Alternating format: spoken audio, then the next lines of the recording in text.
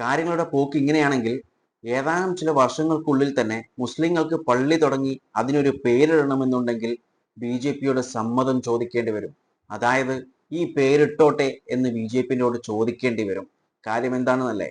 ഉത്തർപ്രദേശിലെ deputy CM ആയിട്ടുള്ള കേശവ് പ്രസാദ് മൗര്യ അവർ പറഞ്ഞിട്ടുള്ള ഒരു കാര്യം എന്ന് പറയുന്നത്, നിങ്ങൾ അതായത് മുസ്ലിങ്ങൾ പള്ളി തുടങ്ങുന്നതിൽ ഞങ്ങൾക്ക് യാതൊരു പ്രശ്നവുമില്ല, പള്ളി ഉണ്ടാക്കിക്കോ, കുഴപ്പമില്ല. പക്ഷേ മുഗൾ ചക്രവർത്തിയായിട്ടുള്ള ബാബറിന്റെ പേരിട്ട് നിങ്ങൾ പള്ളി തുടങ്ങാൻ പാടില്ല.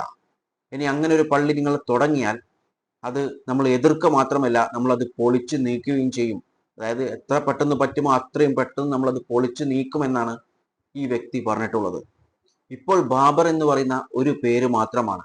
ഇനി ഓരോ ദിവസം കഴിയുന്നതിനെ പുതിയ പുതിയ പേരുകൾ ഇവർ പറയും. നമുക്കറിയാം കുറച്ച് മാസങ്ങൾക്ക് മുൻപ് ഒക്കെയുള്ള പ്രശ്നങ്ങൾ. അതായത് നമ്മുടെ സിനിമയിൽ ഓരോ പേര് വരുമ്പോൾ സെൻസർ ചെയ്ത് ഈ പേര് വെക്കാൻ പാടില്ല എന്ന് പറഞ്ഞിട്ടുള്ളത്. അതായത് സിനിമയിലെ ഓരോ ക്യാരക്ടറിന് ഈ പേര് വെക്കാൻ പാടില്ല എന്ന് പറഞ്ഞ് സെൻസർഷിപ്പ് ചെയ്തിട്ടുണ്ടായിരുന്നു ഒരുപാട് പേരുകൾ. അതുപോലെ ഇനി ഇതും വരും. ഇതൊരു മുന്നറിയിപ്പ് മാത്രമാണ്. ഇനി മുസ്ലിങ്ങൾ പള്ളി തുടങ്ങുമ്പോൾ ആ പേരിടാൻ പാടില്ല, ഈ പേരിടാൻ പാടില്ല എന്നൊക്കെ വരും. എന്തിന്? ഇനി ജനിച്ചു വീഴുന്ന കുട്ടികൾക്ക് പോലും എന്ത് പേരിടണമെന്ന് ഇവർ തീരുമാനിക്കുമോ എന്ന് ആർക്കറിയാം? ഇതൊക്കെ ആര് ചോദിക്കാനാണ് അല്ലെ? ഇപ്പോൾ തന്നെ കേരളത്തിലെ ഇലക്ഷനിൽ തിരുവനന്തപുരത്ത് ഒരു ബൂത്തിൽ LDFന് വോട്ട് ചെയ്യുമ്പോൾ BJPക്ക് പോകുന്നു എന്ന് ഒരു അലിഗേഷൻ വന്നിട്ടുണ്ട്. വെറും അലിഗേഷൻ അല്ല, ആ ഒരു പ്രശ്നത്താൽ 1.5 മണിക്കൂറാണ് ആ ബൂത്തിൽ എലക്ഷൻ സ്റ്റോപ്പ് ചെയ്ത് വെച്ചിട്ടുള്ളത്. അതിനുശേഷം പുതിയ മെഷീൻ കൊണ്ടുവന്നതിന് ശേഷമാണ് അവിടെ എലക്ഷൻ വീണ്ടും സ്റ്റാർട്ടായിട്ടുള്ളത്. ഇതൊക്കെ ആരാണ് ചോദിക്കുക? നമ്മളെ പാർലമെന്റിൽ ഇപ്പോഴത്തെ അവസ്ഥ കണ്ടില്ലേ?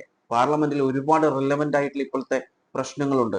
ഇൻഡിഗോന്റെ ഇഷ്യൂസ് ഉണ്ട്, റുപ്പിയുടെ ഡിപ്രിസിയേഷൻ ഉണ്ട്, അതുപോലെ വോട്ട് ഉണ്ട്. അങ്ങനെയുള്ള ഒരുപാട് റിലവന്റ് ഇഷ്യൂസസ് ഉണ്ട്. പക്ഷെ അവിടെ ഇപ്പൊ ചർച്ച ചെയ്തുകൊണ്ടിരിക്കുന്നതോ 8-10 മണിക്കൂറുകൾ ഒട്ടും ഇപ്പോൾ റിലവന്റ് അല്ലാത്ത കാര്യങ്ങളാണ് ഡിസ്കസ് ചെയ്തുകൊണ്ടിരിക്കുന്നത്. പാർലമെന്റിന്റെ എത്രയോ വിലപ്പെട്ട മണിക്കൂറുകളാണ് ഇതിലൂടെ പാഴാക്കി കളയുന്നത്. പല റിലവന്റ് ആയിട്ടുള്ള ഡിസ്കഷൻസും അത് സെറ്റ് ചെയ്തിട്ടുള്ളത് അവസാനത്തിലേക്കാണ്. റിലവന്റ് ആയിട്ടുള്ള കാര്യങ്ങളാണ് ആദ്യം ചർച്ച ചെയ്യുക, ആരായിരുന്നാലും ശരി. പക്ഷേ ഇവിടെ റിലവന്റ് ആയിട്ടുള്ളതൊക്കെ അവസാനത്തിലേക്ക് വെച്ചിട്ടാണുള്ളത്.